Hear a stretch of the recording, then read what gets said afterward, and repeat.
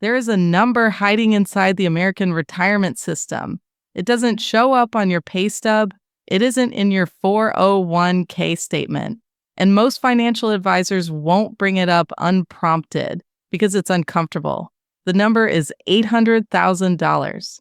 That is the estimated gap, according to a 2023 analysis by Vanguard and corroborated by Federal Reserve household wealth data, between the median retirement trajectory of a Gen X household and a comparable millennial household, assuming both start saving at roughly the same age with roughly the same income.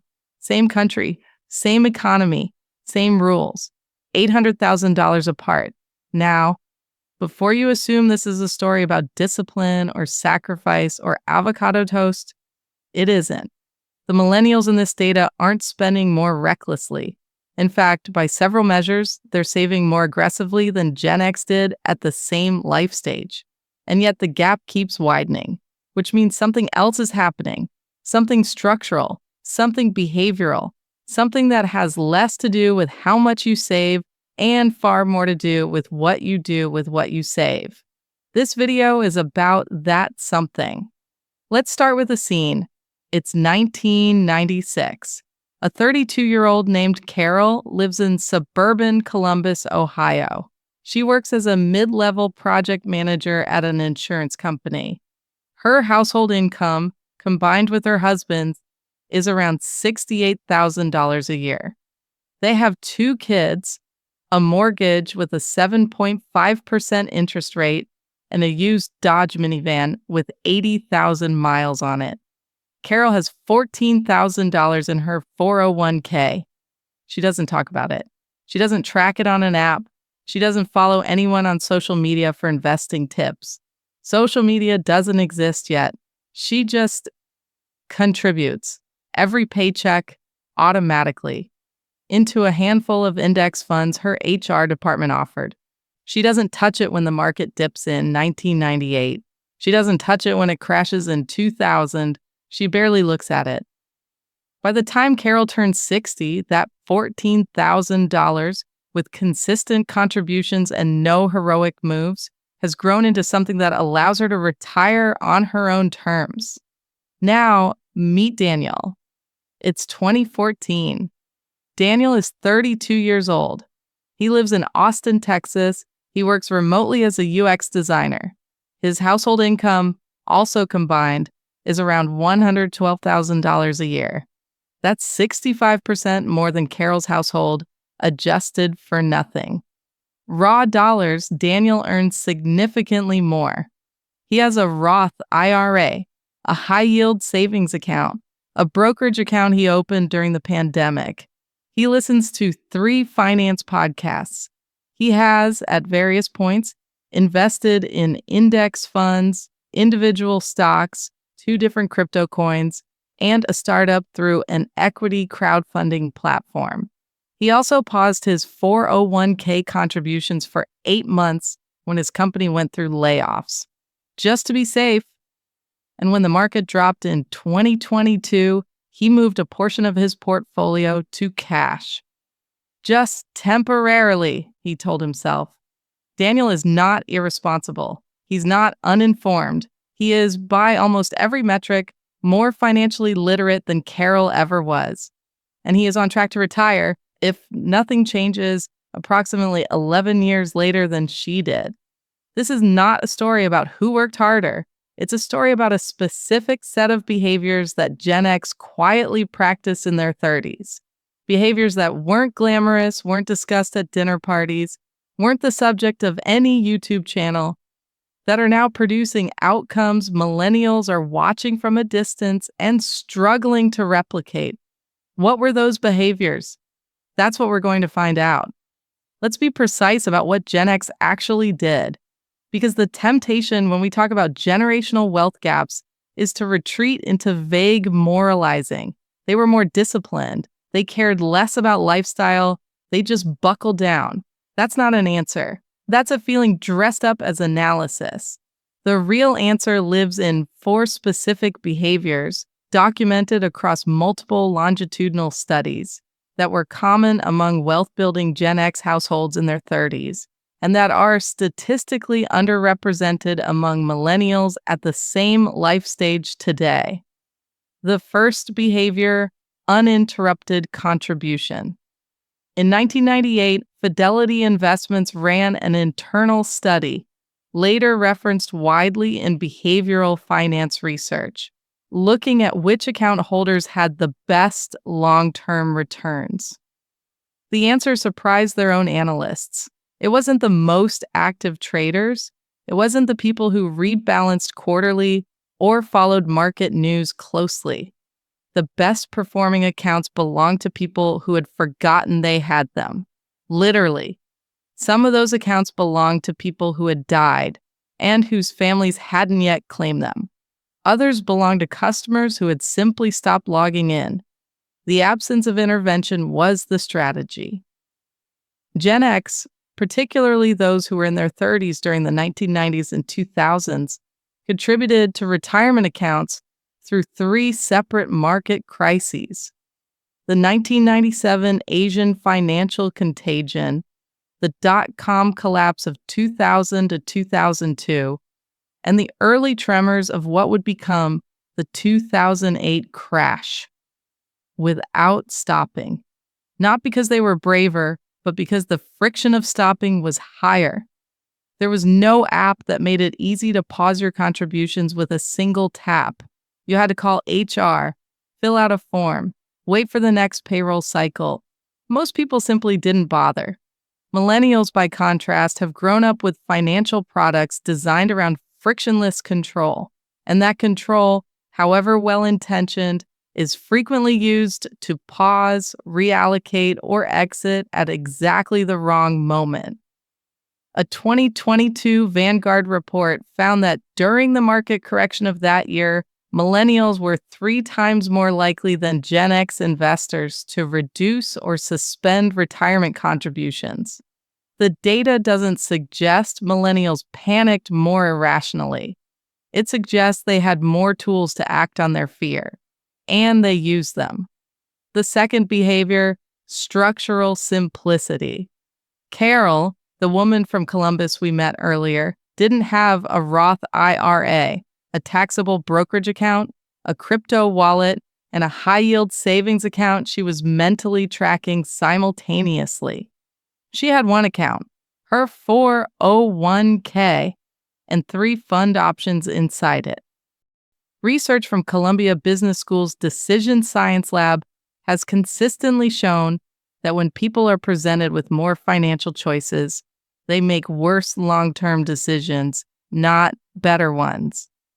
The phenomenon is called choice overload, and it affects financial outcomes in a way that is measurable and significant. The average millennial investor today, according to a 2023 survey by Charles Schwab, holds accounts across 4 separate financial platforms. They have more optionality than any generation in history.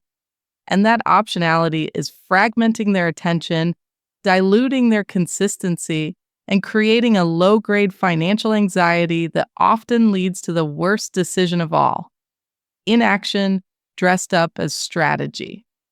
The third behavior, buying less house than they could afford. This one is structural, yes. Housing was more affordable in the 1990s relative to income. That is undeniably true, and it would be dishonest to ignore it. But the Federal Reserve's survey of consumer finances reveals something more nuanced. Even among high-income Gen X households, the ratio of mortgage payment to take-home income was lower than today's comparable millennial households, not just because prices were lower, but because Gen X households consistently bought below their pre-approval limit. The cultural norm at the time was different. A bank approving you for $280,000 didn't mean you were supposed to spend $280,000. It meant you had a ceiling. Most households bought somewhere between 60 and 75% of that ceiling. Today, that ratio has inverted. Pre-approval has become, culturally, a target rather than a limit. The result is that a larger percentage of millennial household income is consumed by housing, leaving less available for the consistent, uninterrupted investment contributions that drove Gen X's wealth accumulation. The fourth behavior, and this is the one nobody talks about, is that Gen X didn't wait to feel ready. There is a concept in behavioral psychology called preparatory cognition, the tendency to spend time mentally rehearsing an action rather than taking it. Research from the University of Michigan found that financially anxious individuals spend, on average, 47% more time thinking about investment decisions than financially confident individuals, without making better decisions as a result. The thinking substitutes for the doing. Millennials who came of age during the 2008 financial crisis, who watched their parents lose homes and retirement savings overnight, who entered the workforce during the slowest economic recovery in modern American history. These are not people who are lazy about money. They are people who learned viscerally that markets can destroy you. And that lesson created a generation of very thoughtful, very hesitant investors. Here's the plot twist. Carol, the woman from Columbus, was not a sophisticated investor. She didn't understand the mechanics of compound interest with any particular clarity. She couldn't have explained the difference between a growth fund and a value fund.